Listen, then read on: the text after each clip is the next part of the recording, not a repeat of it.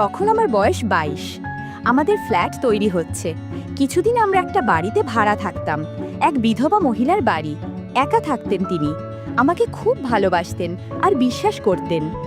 আমার ধারণা আমি দেখতে খুব একটা ভালো না, কিন্তু মেয়েরা বলে আমি নাকি হ্যান্ডসাম। জানি না তারা কি দেখে আমার ভিতর। আমি বাড়িওয়ালিকে মাসিমা ডাকতাম।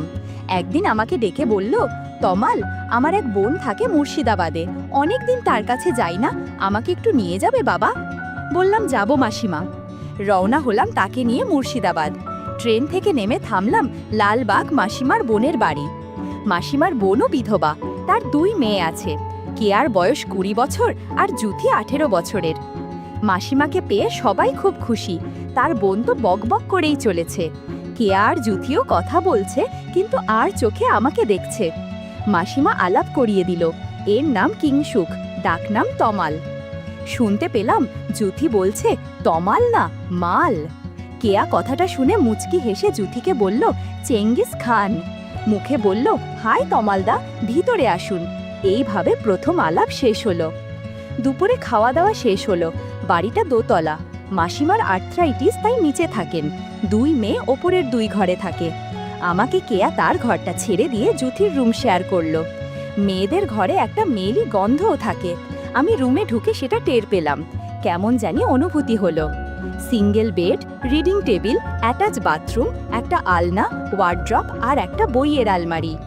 আমি আমার সুটকেস খুলে টাওয়েল আর পায়জামা বের করে বাথরুমে যাব ফ্রেশ হতে। দেরি হয়ে গেছে বলে আগে লাঞ্চ করে নিয়েছি সবাই। এমন সময় কেয়া এসে বলল, আপনারা আসবেন আগে জানতাম না, তাই রুমটা ফাঁকা করতে পারিনি, একটু মানিয়ে নেবেন। বললাম, না না, আমার কোনো অসুবিধা হবে না। সন্ধেবেলায় জুথি এসে বলল, চলুন তমালদা, বেরিয়ে আসি। হাঁটতে হাঁটতে হাজারদুয়ারির দিকে গেলাম 2 বোনের সঙ্গে। কেয়া বাঁ পাশে আর জুথি আমার ডান দিকে হাঁটছে। একটু পরে একটা ফাঁকা জায়গা এলো। জায়গাটা অন্ধকার, আবছা আলো রয়েছে। অন্ধকারের সুযোগে জুথি আমার ডান হাতটা ধরল। আমার অস্বস্তি বোধ হওয়ায় ও টের পেলেও তবুও হাত ছাড়ল না। কেয়া বলল, তমালদার গার্লফ্রেন্ড কটা? বললাম, নেই। শুনে 2 বোনই হেসে উঠল। বলল, বিশ্বাস করি না। এই রকম কথা বলতে বলতে হেঁটে চলেছি। কিছুক্ষণ ঘুরে বাড়ি ফিরলাম। নিচে বসে সবাই চা খাচ্ছি। কেয়া বলল, আমি ফ্রেশ হয়ে আসি, বলে চলে গেল। আমরা গল্প করতে থাকলাম। কেয়া ফিরল প্রায় 1 ঘন্টা পর। হেসে বললাম, বাথরুমে ঘুমিয়ে পড়েছিলে নাকি? ও কিছু বলল না, শুধু হাসছে, কিন্তু ওর চোখ মুখ কেমন জানি লাল হয়ে আছে, খুব ফ্রেশও লাগছে না। আরও কিছুক্ষণ গল্প করার পর আমি উঠলাম রুমে গিয়ে ফ্রেশ হব বলে। রুমে ঢুকে একটা মেয়েলি গন্ধও পেলাম। বুঝলাম ফ্রেশ হতে কেয়া এই ঘরেই এসেছিল। বাথরুমে ঢুকে বুঝলাম কথাটা সত্যি। সালভার কামাইজ আর পাশে ছোট পোশাক ঝুলছে। খুব অবাক হলাম, এগুলো তো ধুয়ে রাখার কথা, আর না হলে ও এখানে রাখবে কেন? নিজেকে সামলাতে পারলাম না, কাপড়গুলোতে পর্যবেক্ষণ করতে লাগলাম। দারুণ একটা সুগন্ধ আছে। হঠাৎ কে যেন দরজায় নক করলো।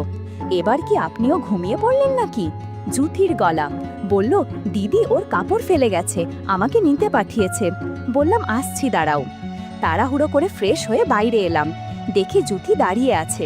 বেরোতে বলল, কি করছিলেন এতক্ষণ? কাকে ভেবে আদর করছিলেন? কান গরম হয়ে গেল। বললাম, ধুর, কি যে বলো। ও কিছু না বলে কাপড়গুলো নিয়ে চলে গেল। এমন সময় কেয়ার গলা পেলাম। বলল, জুথি, তমালদাকে নিয়ে খেতে আয়, ডিনার রেডি। জুথি চমকে উঠে কাপড় ঠিক করে নিল। মুচকি হেসে বলল, ডাকাত। আমার শুকনো মুখ দেখে বলল, আছেন তো কিছুদিন, সব খাওয়াবো, এখন খেতে চলুন। আমি চোখে মুখে জল দিয়ে খেতে গেলাম নিচে। মাসিমার বোন বলল, কোনো অসুবিধা হচ্ছে না তো বাবা? তোমার মেসমশাই মারা যাওয়ার পর 2 মেয়েকে নিয়ে থাকি, যত্ন আত্তি করতে পারি না। ডাল ভাত পেট ভরে খেও বাবা। মুখে বললাম, না না মাসিমা, কি বলছেন এসব? আপনি এসব নিয়ে ভাববেন মা। খাওয়ার পর হাত ধুচ্ছি। জুথি এলো হাত ধুতে। ফিসফিস করে বলল, ছাদে যান, আমি আসছি। আমি হাত ধুয়ে রুমে এসে সিগার নিয়ে ছাদে এসে ধরলাম। মিনিট 15 পর জুথি এলো। জুথি বলল, শুনুন, এখন হবে না, রাত এসো, দরজা খোলা রাখবেন, আমি আসব। আমি বললাম, আচ্ছা, আর জুথি মুচকি হেসে চলে গেল। এরপর আমিও কিছুক্ষণ পর ছাদ থেকে নেমে রুমে গেলাম। এতক্ষণে রুমটা ভালো করে দেখার সুযোগ পেলাম। ঘুরে ঘুরে সব দেখলাম।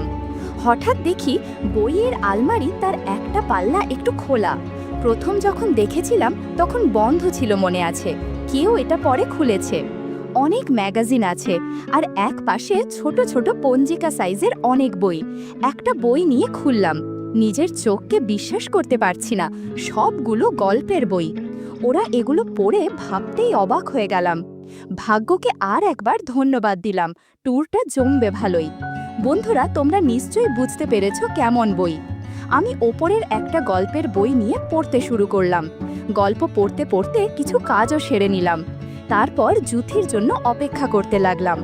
দরজা হালকা খোলা ছিল আর লাইট অফ করে চুপ অপেক্ষা করছিলাম। কখন ঘুমিয়ে গেছি মনে নেই। হঠাৎ কিছু একটা হাওয়াতে ঘুম ভেঙে গেল। চোখ খুলে দেখি জুথি এসে কিছু করতে চাইছে। আমি একটু অস্বস্তিতে পড়ে গেলাম। বন্ধুরা, ইউটিউবের কড়া নিয়মের কারণে স্বপ্নে যা দেখেছি তা সরাসরি বলা যাচ্ছে না। তোমরা কমেন্টে দেয়া লিংক থেকে আমার ওয়েবসাইট ভিজিট করো, সেখানে একদম খোলামেলা গল্প দেয়া আছে। সারা রাত কাজ করে সকলে ঘুম ভাঙতে দেরি হলো। 9:30টায় জুথির ডাকে ঘুম ভাঙল। আয় তমালদা, উঠুন, আর কত ঘুমাবেন, দুপুর হয়ে গেল তো। উঠে বসলাম বিছানায়, দেখি জুথি চা আর বিস্কুট নিয়ে এসেছে। আমি ওর হাত থেকে চা নিলাম, সাইড টেবিলে রেখে বাথরুমে গেলাম মুখে চোখে জল দিতে। ফিরে এসে চায়ে চুমুক দিলাম, বললাম থ্যাঙ্কস জুথি, চাটা খুব দরকার ছিল। জুথি বলল, আজ সারা দিন বাড়িতে কেউ থাকবে না, শুধু আপনি আর আমি। আপনি যা হুকুম করবেন সব করব। আমি চমকে উঠলাম, বাড়িতে কেউ থাকবে না মানে?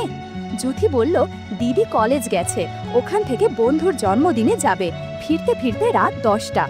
মা আর মাসি একটু পরে বহরমপুর যাবে, ছোট মামার বাড়ি, 2 দিন পর ফিরবে। আপনাকেও নিয়ে যেতে চেয়েছিল। আমি বললাম, তমালদা থাক না, ওখানে ও কি করবে? এখানে থাকলে আমাদের পাহারাও দিতে পারবে, মুর্শিদাবাদটাও ঘুরে দেখতে পারবে, তোমরাও নিশ্চিন্তে কদিন ঘুরতে পারবে। তাই রাজি হলো।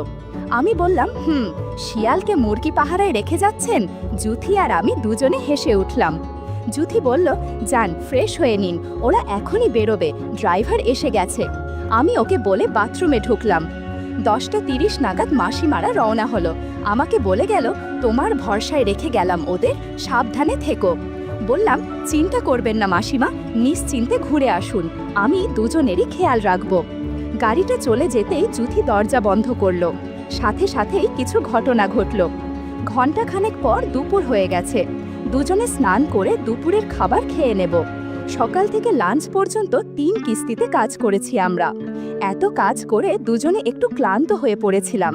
তাই লাঞ্চের পর কেয়া ঘরে, মানে যে ঘরে আমার থাকার ব্যবস্থা হয়েছে, সেখানে দুজনে গল্প করছিলাম। কেয়া ফিরতে এখনো অনেক দেরি, কেবলমাত্র 4টে বাজে। কেয়া ফিরবে 10টা নাগাদ। বললাম, একটা কথা জিজ্ঞাসা করব জুথি, রাগ করবে না তো? জুথি বলল, করো, রাগ করব না। বললাম, কতজনের সাথে সময় কাটিয়েছ আমার আগে? জুথি বলল, এটা কি বলতেই হবে? আমি বললাম, না না, তোমার ইচ্ছা হলে নাও বলতে পারো, তবে আমাকে বললে কোনো ক্ষতি নেই। একটু চুপ করে থেকে জুথি বলল, তোমার আগে 4 জনের সাথে সময় কাটিয়েছি। প্রথম সময় কাটিয়েছি আমার প্রাইভেট টিউটরের সাথে, আমাদের বাড়িতে পড়াতে আসতো সে। তারপর দ্বিতীয়বার সময় কাটিয়েছি আমার এক জামাইবাবুর সাথে, তাদের বাড়িতে বেড়াতে গেছিলাম সামার ভ্যাকেশনে। তৃতীয়বার সময় কাটিয়েছি আমার বয়ফ্রেন্ডের সাথে। চতুর্থবার আমার কাজিন, মানে বড় জেঠুর ছেলের সাথে। পঞ্চম হলে তুমি। একটা কথা বলছি, তোমার সাথে থেকে আমার যতটা ভালো লেগেছে, অন্য কারোর সাথে থেকে ততটা ভালো লাগেনি। আমি বললাম, আর কেয়াও সম্ভবত অনেক মানুষের সাথে সময় কাটিয়েছে। জুথি বলল, ও আমার থেকে অনেক এগিয়ে আছে এই বিষয়ে। গল্প করতে করতে রাত হয়ে এলো। আমি আর জুথি ফ্রেশ হয়ে নিলাম। রাত 10টার আগেই কেয়া বাসায় চলে আসলো। ঘরে ঢুকেই আমাকে একটা ইশারা করলো। বুঝতে পারলাম কাজের জন্য ডাকছে। আমিও তড়িঘড়ি করে চলে গেলাম কেয়ার রুমে। এদিকে জুথি নিজের রুমে রেস্ট করছে। বেচারির ওপর দিয়ে অনেক ধকল গেছে। আমি কেয়ার রুমে যেতেই দেখি একটা হালকা নাইটি পরে বসে আছে। অনেক অজানা কিছু দেখা যাচ্ছিল রুমের মধ্যে। ধীরে ধীরে রুমের হাওয়া বদলাতে থাকে। এখানে ঘুরতে এসে আমার ভাগ্য বদলে যায়। একদিনে এত কিছু হয়ে যাবে কোনোদিন ভাবিনি। 40 মিনিট পর কেয়ার আম্মু আমাকে ফোন দিয়ে বলল, আমার 2 মেয়ে কি ভালো আছে বাবা? আমি বললাম, ওরা অনেক সুখে আছে মাসিমা, আপনারা চিন্তা করবেন না, অনেক যত্নে রেখেছি।